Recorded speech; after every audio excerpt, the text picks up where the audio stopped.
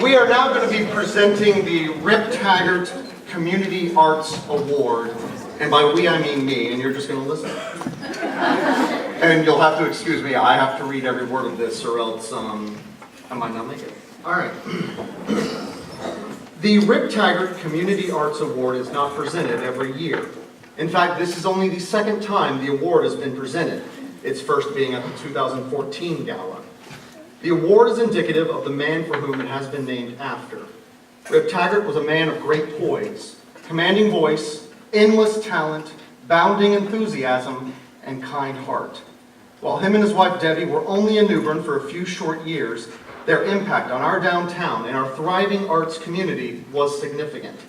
He was a patron, contributor, and benefactor to all things artistic here in New Bern. He loved nothing more than to boost the morale, exposure, quality, and the meaning behind the works of others, be it speech, music, business, art, and of course live theater. I was grateful to have him in several of the shows I directed and humbled to have him as a friend.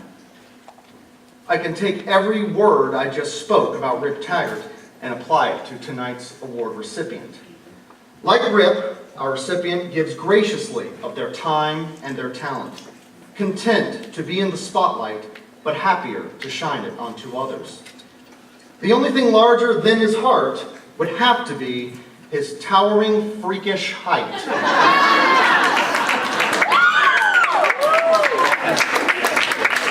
That's right, Angelina, everybody.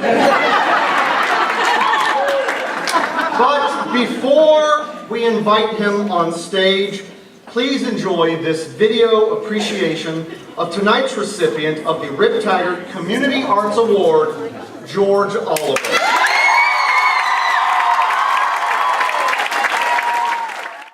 Supercalifragilisticexpialidocious! Even though the sound of it is something quite atrocious, if you say it loud enough, you'll always know precocious. Supercalifragilisticexpialidocious. George to me is like the Jolly Green Giant, of imposing stature, but of a kind and gentle nature and heart. I met him when I was 14, and if he were sitting right here, he would say, and I was only 38. That's the George joke. He's been telling for 30 years. And we had a couple cases kind of against each other, and I got to know him that way, and he was looking for some help, so we kind of took a little bit of a leap of faith. He's done everything from being a monster to being the bad guy in Sweeney Todd. That's the first time my friends met my dad, was when he played a bad guy in Les Mis. My friends were like, hi, Mr. George. It's pretty funny to watch, because he's actually like goofing around. If I could say two words, they'd be John Cleese. His joy at being alive, as cheesy as that sounds, is very authentic. The thing about George, I think, is he never takes himself too seriously. He really gets to know the client, individually, which is important. And in doing that, he's able to really provide them help legally, but also just personally. George lends himself and his time to so many different causes. His role at home and his role at the theater and his role in the band and his role in work, and he's on every board. Literally, like he'll come up and he's like, oh, I had a board meeting. We're like, what board? You're on like 3. When I think of George Oliver and everything that he does for the theater, it translates, if you're going to do something, go big or go home, and you might as well have fun doing it. To be a lawyer during the day and put on his coconuts at night. It's not just all about him and what's important to him. He's really spreading the word and his good nature to everybody. I think he's very much a promoter of downtown, not just the theater, but every aspect of it. Since we live downtown, we're trying to walk to play practice, he'll stop and talk to everybody that he sees on the street. I'm like, come on, Dad, we got practice. He was a piano player for 15 years, and he's very, very good. Yeah, he plays sometimes. In Christmas last year, we did a couple of things on the piano. The course band, and it just kind of went from there. It trickled all the way through our lives. At least with theater, the first time he ever got on a stage was to help Abigail get the courage to go.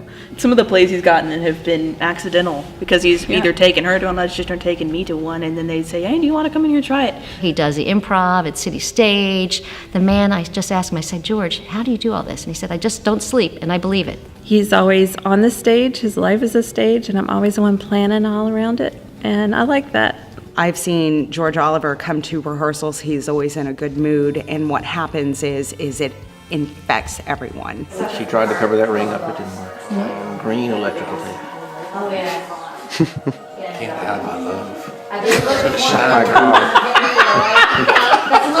His kids will spend so much time in plays or in their family band, but it's obviously a testament to him that they really enjoy being around him. He's always supporting us and everything, and I really like him being here. And the family, too, with the Strung Together Band, they performed recently for Empty Bowls Throwdown, and he's done that for Mercy Clinic and many other different things. It basically started with Abigail and George on the porch. It was another one of those moments of, if you want to learn this, I'll learn it with you. He got himself a mandolin. Yeah, he I just don't really went to know. the music store and picked it up one day. He's a big guy, and that was a really little instrument. Mandolin's about this big. Yeah. Our families were very musical, and we had put it aside to have kids. But when they got old enough to take lessons, it just kind of grew from there. And They were playing wagon wheel or something, and one of our neighbors actually sat behind the bushes and waited until they were done, and then just jumped out of the bushes clapping and be like, "Yay, Oliver!" You know, they had no idea he was sitting there. we always love that the kids are with us on the weekends instead of out doing other things. The things that are most important to him, his family and his children. He's always told us since we were little, if you do what you love, you'll never work a day in your life. And I think he really is a good example of that. He does what he loves. He loves being on the stage and playing with us, and I think he's really happy about it. He makes you see art in a different way. He puts life into the arts. He's a unique guy, but he's obviously a fantastic guy, someone that I definitely respect quite a bit. So glad to call him my law partner, but mostly just call him my friend.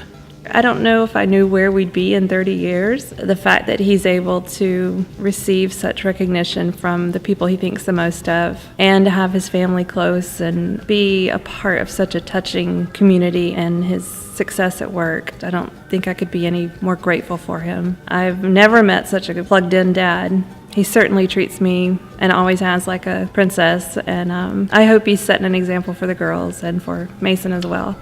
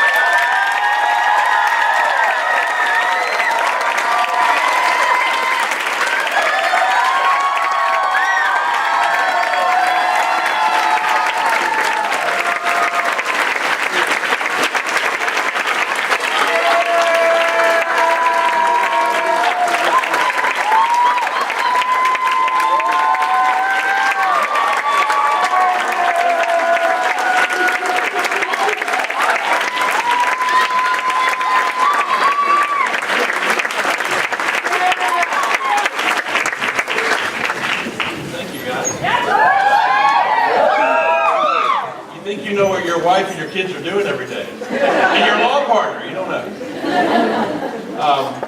I was not privileged to know Rip Taggart. I have heard nothing but wonderful things about him, and so for this to be in his honor, I just know how important that is, and I've heard nothing but what he gave to this community theater. It is our community theater, Rivertown too. It is an important part of living in New Bern, and I'm just honored to be able to be a part of it. And to be able to do it with my children, and to have a wife that puts up with it. I always put in, we always have to do bios, I always say, I thank Dare for taking the laboring oar to allow for this labor of love. Everybody in this room is a volunteer for the things that are fun, that are artistic, that are enjoyable, that we all do together, come together from all walks of life to do this kind of thing. None of us are professionals, well, at least not professional actors. Some of us are professionals in our daily life. But to be able to do this together and to have the kind of moments we have and to share the kind of community and the friendships that we make. My kids and I got involved in community theater, I guess, 4 years ago now, and it's been such a wonderful journey. And it's on us to make that journey for the people to come after us and to make this a home for the people that need to express themselves. So I'd like to thank everybody who has been a part of the last 50 years, right guys? I mean, this is pretty amazing that New Bern's had this kind of tradition. I I just, I don't know really even what else to say. I appreciate the leadership that we have. Angelina is the executive director of the board, and just all the opportunities that people have to come in here and make this their community theater. Thank you very much. I'm honored, I'm humbled,